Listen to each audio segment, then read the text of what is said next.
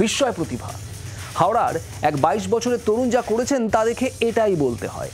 আদতে চায়ের দোকান চালান আর সুযোগ পেলে নেমে পড়েন জলে।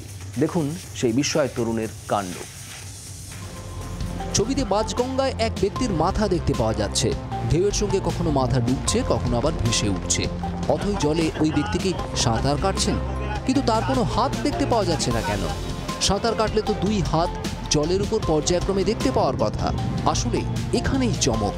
হাওড়ার যুবক মুকেশ গুপ্তা গঙ্গায় সাঁতার কাটছেন দুহাত বাঁধা অবস্থায়।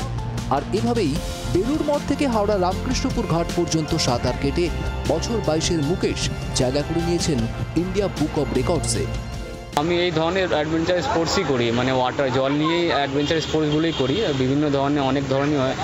10,000 মিটার হ্যান্ড টাইট সুইমিং, হাত বেঁধে সাঁতার হয়েছে, সেটা বেলুড় মঠ থেকে রামকৃষ্ণপুর ঘাট পর্যন্ত হয়েছে। হ্যাঁ, নাম উঠে গেছে, ইন্ডিয়া বুক অব রেকর্ডে নাম উঠেছে, কিন্তু অনেক অনেক মানে কষ্টে হয়েছে এটা।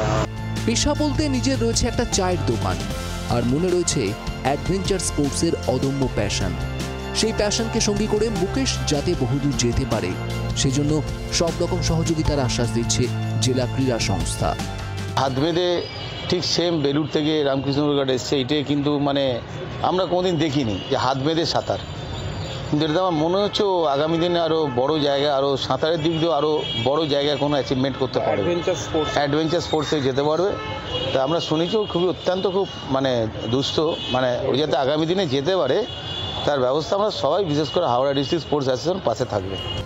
নিত্যধন রোড এলাকায় মুকেশের বন্ধুরা চাইছেন একটু সরকারি সহায়তা পাক মুকেশ, তাহলেই অ্যাডভেঞ্চার স্পোর্টসে বাংলার মুখ উজ্জ্বল করতে পারবে মুকেশ। হাওড়া থেকে দেবব্রত ঘোষের রিপোর্ট, জি 24 ঘন্টা। বাংলার আওয়াজ, বাঙালির আবেগ, জি 24 ঘন্টা।